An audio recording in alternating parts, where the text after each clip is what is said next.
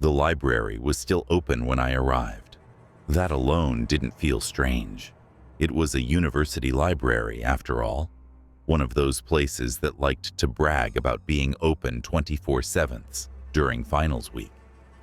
I pushed through the glass doors a little after 1 a.m., backpack heavy, eyes burning from too much coffee. The front floor looked normal enough. A few students scattered across tables, laptops glowing, heads down.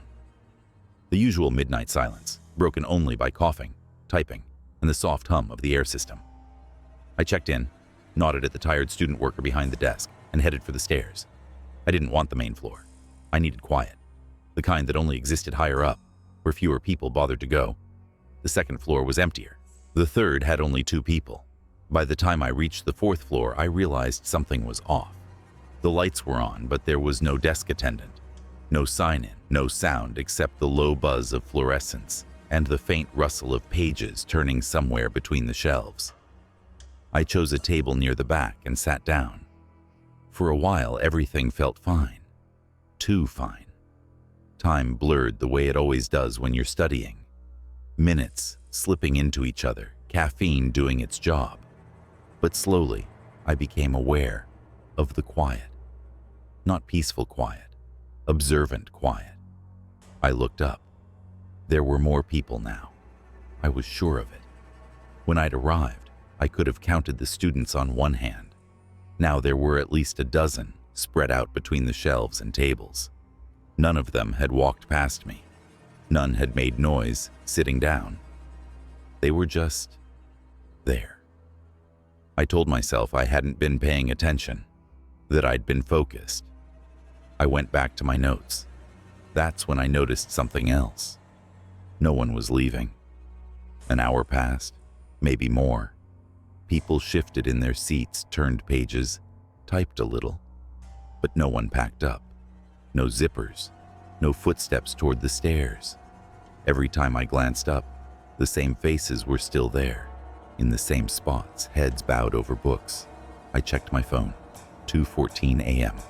I stood, slung my backpack over my shoulder, and quietly made my way toward the stairs. As I did, the sound of pages stopped. Not gradually. Instantly. I froze. The silence pressed in, thick and heavy. I turned around. Every person on the floor was standing now. They weren't looking at me. They were facing the shelves, one section in particular, near the far wall, where the lighting seemed dimmer than it should have been. Their posture was identical, stiff, expectant, like they were waiting for something to finish. "Sorry," I whispered, unsure why I felt the need to apologize. No one reacted. I took a step backward toward the stairs. The lights above the shelves flickered. For just a moment, I saw movement between the books, something shifting where there shouldn't have been space. I turned and ran. The stairwell door slammed shut behind me, the sound echoing violently in the concrete shaft. I didn't stop until I reached the 2nd floor, then the 1st. I burst back into the main level, heart racing. Everything looked normal again. Students were leaving now. Backpacks zipped, chairs scraped. The desk attendant was chatting softly with someone about printer problems. I stood there, breathing hard, trying to convince myself I hadn't imagined the whole thing. As I headed for the exit, I passed a sign taped near the elevator. I hadn't noticed it earlier. Asterisk, asterisk, upper floors, close at midnight. Asterisk, asterisk. I stared at it for a long time. Outside, the cold air hit me like a slap. I pulled out my phone and checked the time. 2:26 a.m.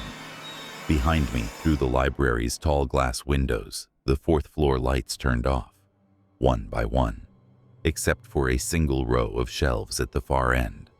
Those lights stayed on, and for just a second, before I turned away, I could see silhouettes moving between them, slowly shelving books that no one would ever check out again.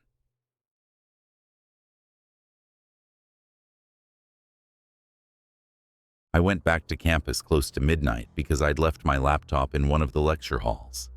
It was my own fault.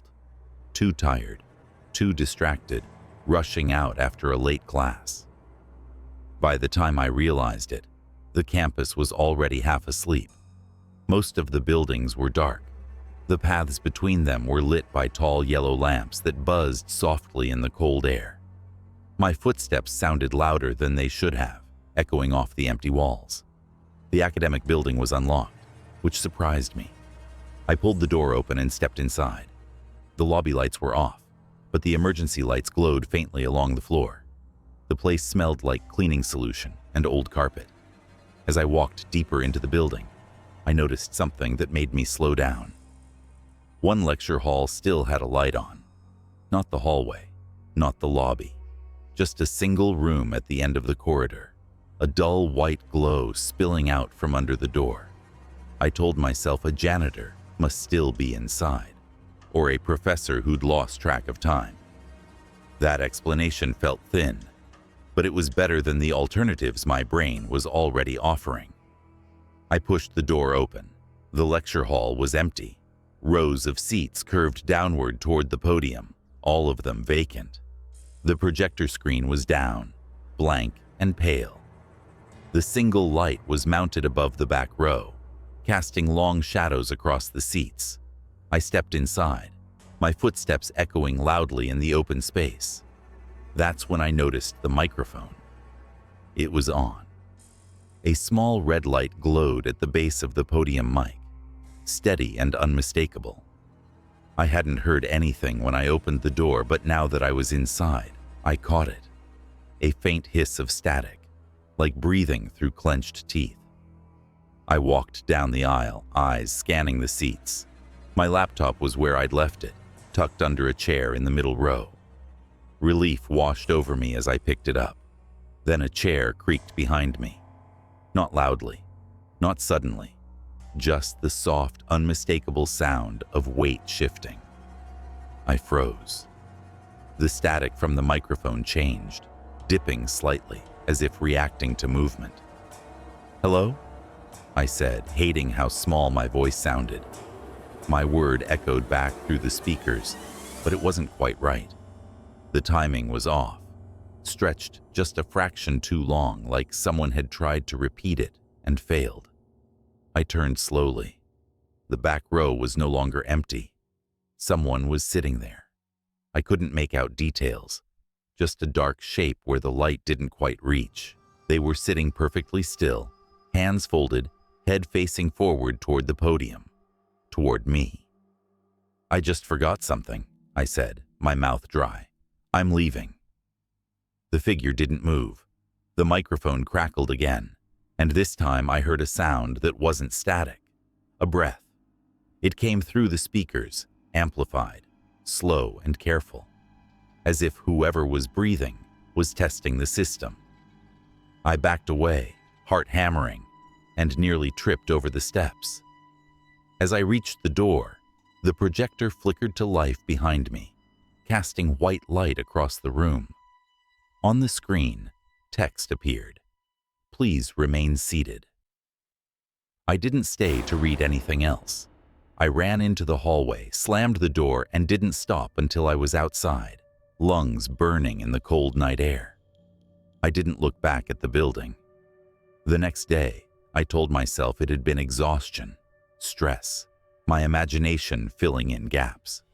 But later that week, I checked the class schedule posted outside the lecture hall.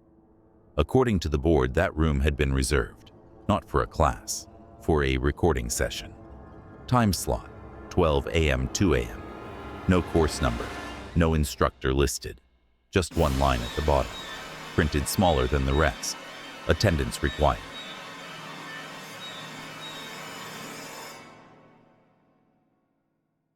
I worked the late shift at the campus library, which meant I usually caught the last shuttle back to my dorm a little after 2 a.m.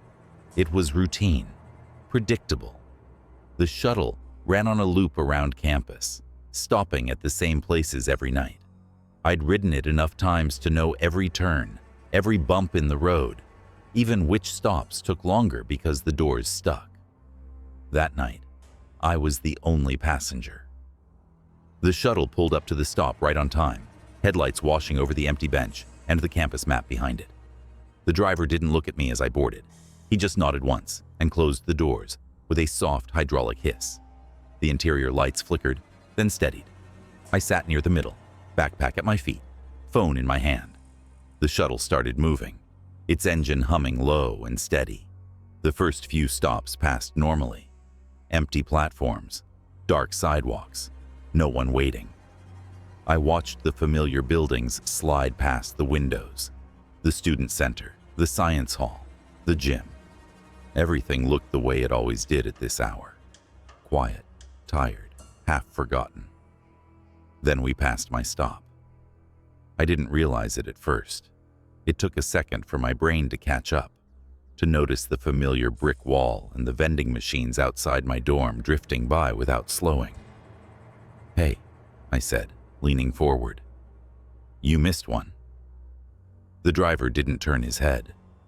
"No one gets off there anymore," he said. His voice was calm, like he was stating a policy, not an opinion. "That's my stop," I said. "I get off there every night." The shuttle kept moving. I checked my phone, planning to pull up the campus route map, but I didn't have any signal. No bars, no Wi-Fi, just the time glowing on the screen. 2:11 a.m. Outside, the campus began to look different. The paths widened, the buildings thinned out, the lights grew farther apart, their glow weaker, colder. Trees replaced lecture halls. Long shadows slid across the road as we turned onto a stretch I didn't recognize. "Where are we going?" I asked. The driver adjusted the mirror slightly. For a moment, I thought he was looking at me, but his eyes were angled just past my reflection, focused on the empty seats behind me. "The route changed," he said. The shuttle slowed. We stopped. The doors opened with a quiet sigh. There was no platform, no shelter, no sign. Just a narrow strip of pavement and a gravel path, disappearing into darkness beyond the headlights. "This isn't a stop," I said. The driver finally turned his head enough for me to see his face. He looked exhausted, not angry, not threatening, just worn down, like someone who'd had the same conversation too many times. "You can get off here," he said. "This is where the campus ends." Cold air poured in through the open doors. Somewhere in the dark, beyond the road, I heard footsteps on gravel. Slow, steady, moving closer. "I'm not getting off," I said. The driver watched me for a long moment. Then he nodded, almost to himself, and closed the doors. "We don't wait past this point," he said. The shuttle pulled back onto the road. The interior lights dimmed slightly, casting long shadows across the empty seats. I glanced up at the digital route display above the windshield. The list of stops was gone. In its place, a single word blinked faintly. "Final." My chest felt tight. I tried to remember how long we'd been driving, but time felt slippery now, stretched thin. The windows reflected my own face back at me, pale and unfamiliar. I don't remember the shuttle stopping again. I don't remember getting off. I woke up the next morning in my dorm bed, fully dressed, backpack placed neatly by the door. My phone was on the desk, charging. When I checked it, I had a missed notification from Campus Transit, time-stamped 2:07 a.m. "Shuttle service ends at this time. Please plan accordingly." Later that day, I checked the campus map online. The stop I'd tried to get off at the night before wasn't there anymore. No explanation, no notice, just removed. I stopped working late at the library after that. And when I hear the shuttle pass by my dorm after midnight, because sometimes I still hear it, I make sure I'm nowhere near the edge of campus, in case it stops again.